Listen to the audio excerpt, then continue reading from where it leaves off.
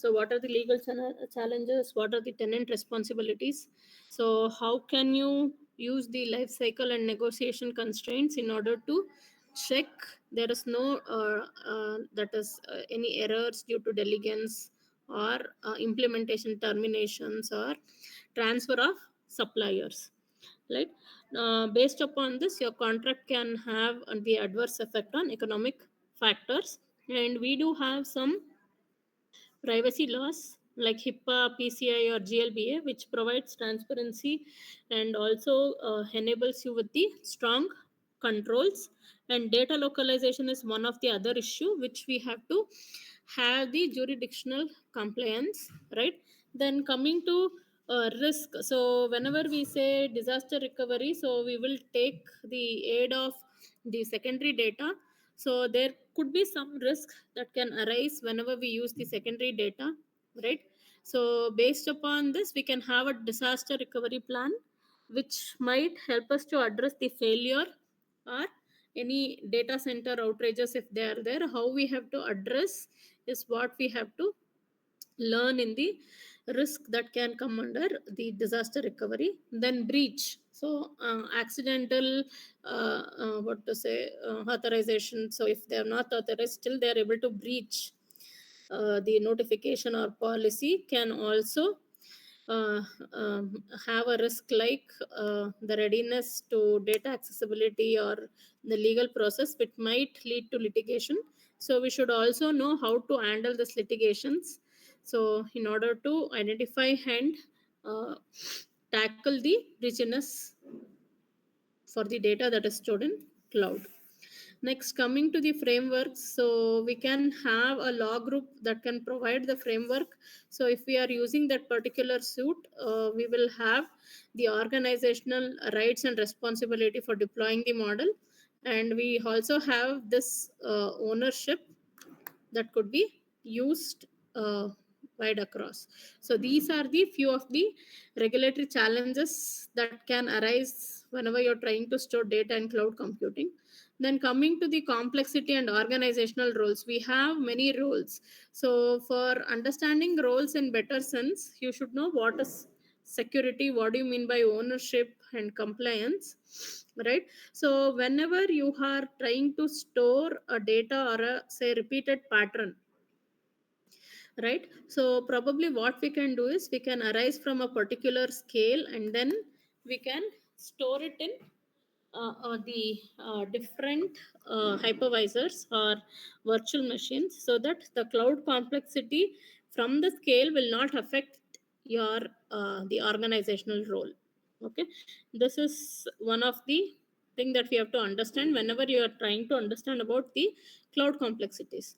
Then second is homogeneous management. So the management should be homogeneous at one particular point, so that it will simplify the security issues, testing issues. Then it will help you for auditing also, because you have an homogeneous management, so there is no misunderstanding between the parties, and it will be easier for monitoring the cloud related activity as well. So homogeneous management is one of the key thing that you will try to use whenever you are mastering or managing the organizational role on cloud. So it helps you in security, it helps you to test, it helps you to audit, and it also helps you to monitor. Then comes your multi-tenancy. So if you are using multi-tenancy for a limited data, then it is fine. If it is a huge data, then you should be aware of how to abstract your data so that it will not be breached further. So in order to do that, you have to enable the security and cost benefits for maintaining the multiple VMs, so that it can support the multi-tenancy policy. Then comes your segregation. So whenever you're trying to store data in a public cloud or a private cloud, what is important is how well you're able to segregate your public and sensitive data, right? As and when you try to improvise on the data that you're trying to store, and if you're well aware of what has to be done through the public cloud and the private cloud, this will ease this particular strategy, so that you will have an overall access if it is a private cloud for a sensitive data. And if it is okay, then probably you can store it in a public cloud. If it is not so mission critical or a particular thing that should have the high level of security. So segregation is one of the concern, multi-tenancy, and whenever you are storing in multiple cloud services, so abstraction is important. Then comes your deployment. So whenever you're deploying your entire model on cloud, so here what is important is organizational control. So how well you will be able to access the cloud and control it is what is important whenever you're deploying models in organizational control. And the responsibilities, risk in the responsibilities, right? So in the textbook we have figure 3.5. We will go back and see it, how we can deploy models in an organizational control. Then data and application ownership. So this might vary depending upon the type of service model you are using. So how the ownership might vary depending upon data and application is what we'll be learning in figure 3.6.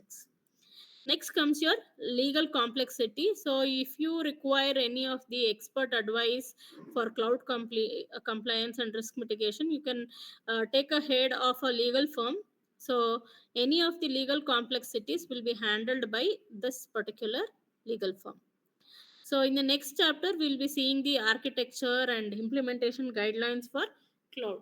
So this is about the first chapter. Okay, critical securities and challenges in cloud. So we learned regarding the what are the security challenges that are there in a particular cloud interface, right? Followed by that, how to tackle them. So this is a prelude for the risks that can be involved in cloud infrastructure. Give me a minute, I'll share the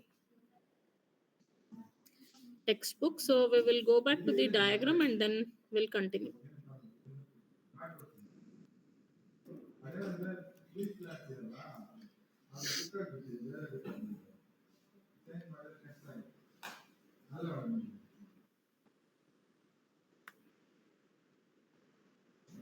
So I think we do have a case study for this.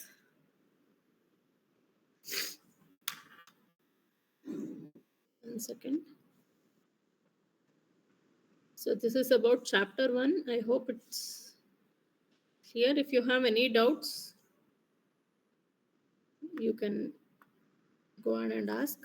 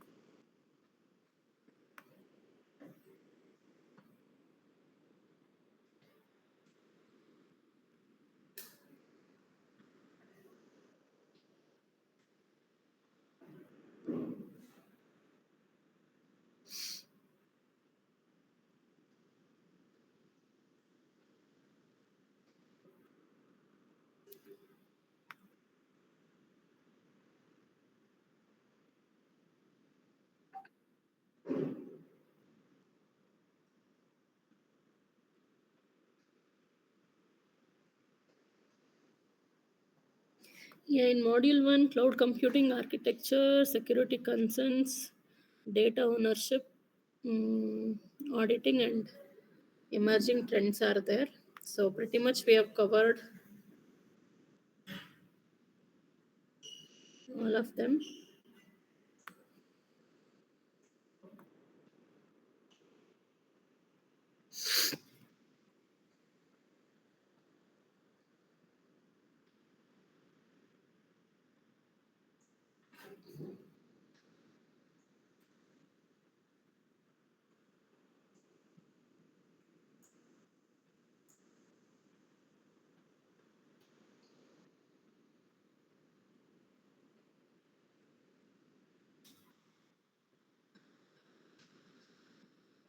This is the prescribed text.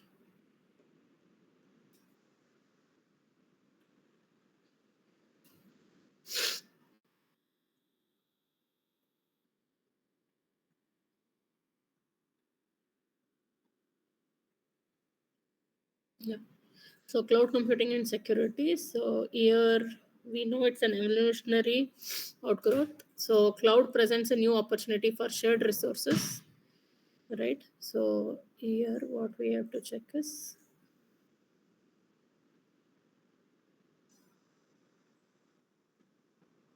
yeah, these things we have to go. So whenever we are speaking about a virtual machine, what is important is elasticity, shape shifting, and security. So here, whenever we say elasticity, so what it means is how well you manage new solution for an infrastructure. So providing elasticity will help you to have a flexibility in resource allocation, right? So if you want to add more server or more storage, elasticity will help you to add more resources with the cloud internet, and it will try to add more virtual machine and storage. So this particular thing where it amounts to the shift of infrastructure, we call it as shape shifting. So as we know, even cloud as an internet protocol, it has a VM, it has a virtual LAN, right? So basically, what we are trying to do is whenever you are profound on the implication of security, you can either go with this elastic or shape shifting techniques, which will help you to manage infrastructure in a better way, right? So what is this infrastructure? So it is an assemblage of computer servers, storage, or network components that all are there in an incremental fashion to scale up the level of infrastructure.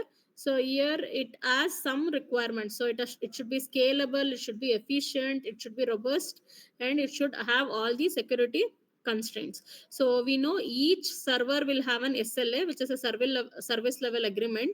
So what we have to do is probably it has to secure more disk in each server. Then if it is an IP based network, we know each of them will have an IP address. Then finally we will move from the virtual machines to virtualization, where it has a physical server and multiple VMs with the physical resources such as storage or networking. So this virtualization will help you to get a flexibility in utilization, and we also know that it has some set of softwares which enables infrastructure management or deployment or accounting or security constraints. So whenever we are using this interfaces, it will help us to understand cloud in better way. So this diagram I wanted. So see here, so this is the physical infrastructures, storage, servers, and each one of them have a racks. So this is basically a rack consisting of all your storage space and servers, right? This entire rack you can call it as a data center. So whenever you have your physical infrastructure, now what we can do, we can use the internet, and with this massive scale of the network switches which are physically available, so what we can do is we can virtualize. The thing is, whenever the need requires, we will also use the physical infrastructures like the network switches or this racks, right? This racks internally will have the storage and servers. So when you virtualize, the load on this physical infrastructure gets reduced because we are going with on-demand services, right? So this is how the cloud tenants can consume. So this is a model where you have the virtualization hardware and software at one hand, where you can use an hypervisor to communicate between the VMs and the hardware and software. And we know whenever there are multiple VMs and multi-tenancy, you will go with orchestration. So what is this orchestration? This tells the what to say, how a particular data should be stored in a VM. So it has a certain steps. So like we say orchestra, where it there will be a person who is orchestrating each task. Similarly in software, in cloud computing software, we have orchestration software which helps you to find out, since each VMs in virtualization disk in order to check whether their availability of the services based upon their storage. Then once it gets this as an IT model, it passes it through cloud services. So this services, as we all are aware, it can be an infrastructure as service or platform as service or software as service. So based upon the uh, requested services, the service provider will provide the service. Then here you have some cloud tenants. So based upon that, we are the cloud consumers. From the cloud consumer, the control passes to cloud tenants, and this cloud tenants will be able to choose the cloud services they want for consumption. So based upon that, the cloud computing will provide the requested resources by using the VLAN and other network constraints. Then what are the qualities? So there are some cloud computing qualities. So pooling resources at massive scale is one of the important qualities.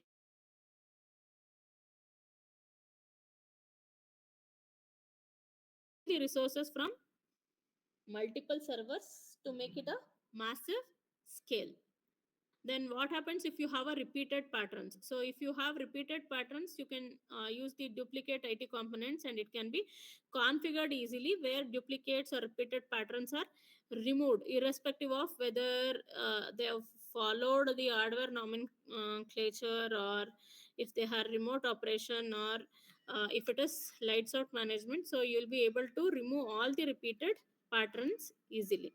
And cloud computing, we know it can support a greater automation, right?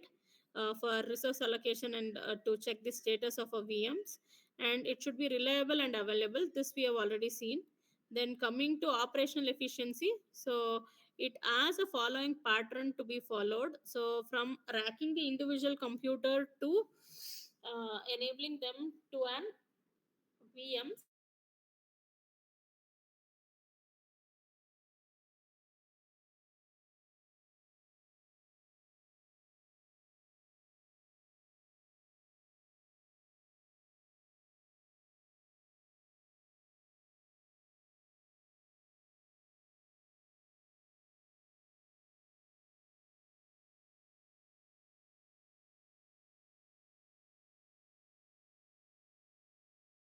So there are some scale up the infrastructure.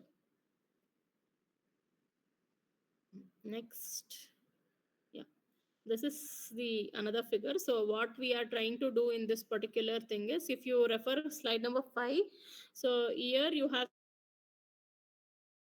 some security aspects, like you have physical access, remote access, access control, management tools, and assurance trust. So using all this, what you can do, you can scale them based upon their importance, whether it has a decreasing importance, decreasing effectiveness, or increasing effectiveness and importance. Based upon your ranking, what you can do is, you can check how this impact the security. So all these are security protocols. So you can either use XML, WSDL, SOAP, UDDI, HTTP, HTML, Cobra, and DCOM.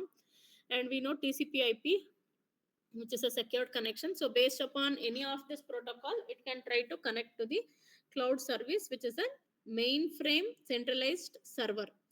So now, using the procedural languages or assembly level languages, what you can do is, you can try to access the physical parameters of this, and then you will have to answer some set of questions, like whether it is a mainframe computer you're trying to access with centralized data, or it is a mini computer, or just a PC. So when you know the type of application, you can choose any of them. Then you will come with what is the service that you're trying to look, whether it is IaaS or PaaS or SaaS. Then whether you require the control for that you call as control return. Then finally you will try to come up with the less relevant questions, like whether it is a centralized thing that you're looking at, or whether it is a distributed service.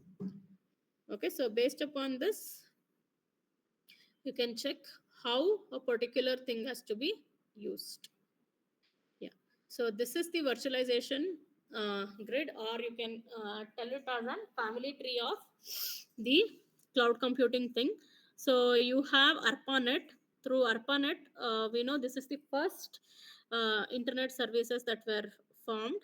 So through internet we got www, world wide web, then web services, then service oriented architectures. So once we have software oriented architectures, so with this we came up with an utility computing. So directly you can access all this internet services. Then came your virtualization, where you concentrate more on either grid computing or software as services, and you will be able to refactor it based upon the hype or allure of the cloud, right? So this is how the cloud security gain its importance. So coming to terminology, we understood what is information security, how we have to cipher or we have to protect our confidentiality for written messages. Then there are some of the information, whether it is an unauthorized access or use, disclosure, disruption, modification, and destruction. So based upon them, we can divide them into IT systems or non-IT systems.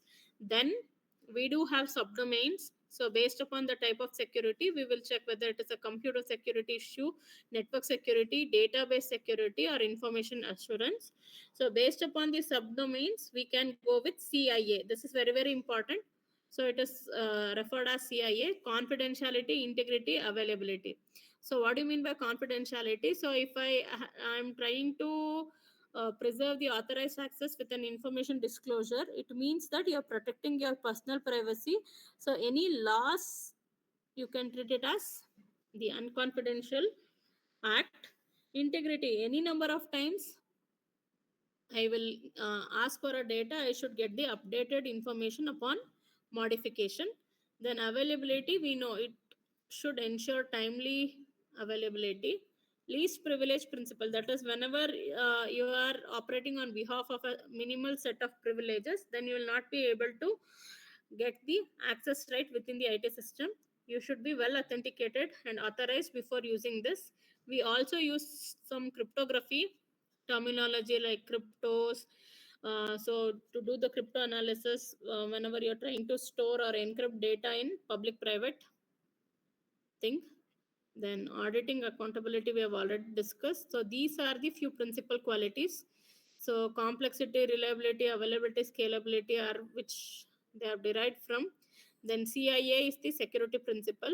So once this is got through the cost, so when we plot security versus cost, if you require more desirable security, then you have to compromise on cost. Then what do you mean by risk management? This you have to check. So risk is given by threat multiplied by vulnerability into asset value divided by countermeasure. So this will help you to identify the risk. So based upon this risk, you can grade it in the scale of 1 and 10, 1 to 10. Then probably you can try to enable the business.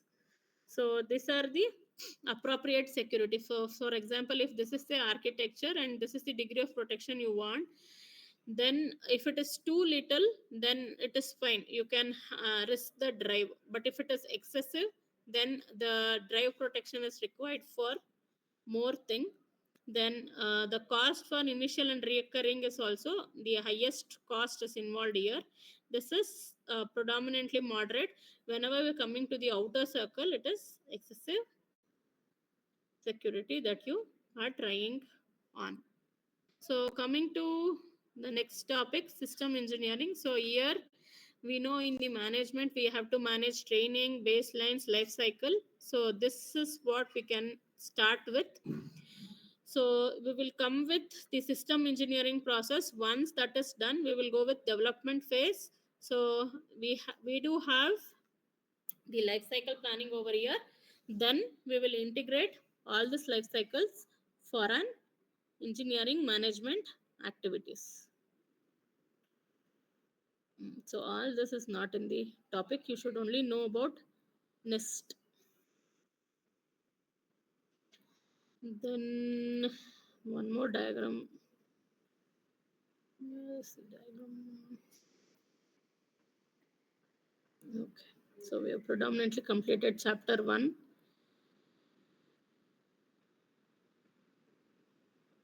So do we have 1 second? So this is the link. We look at the syllabus. So cloud architecture, security risk. Okay. So you can do one activity in the 4th hour class. So access any of the cloud architecture. So understand what is the security concern and risk involved, and comment on CIA.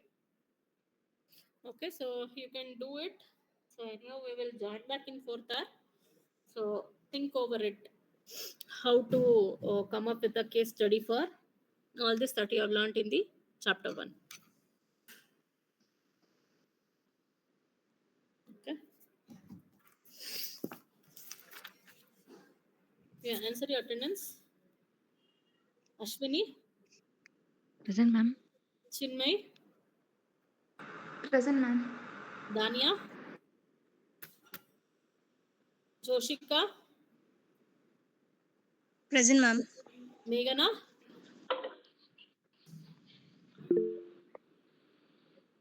okay, Dania, Meghana, Nandita, Present, ma'am. Praveen, Present, ma'am. Reena,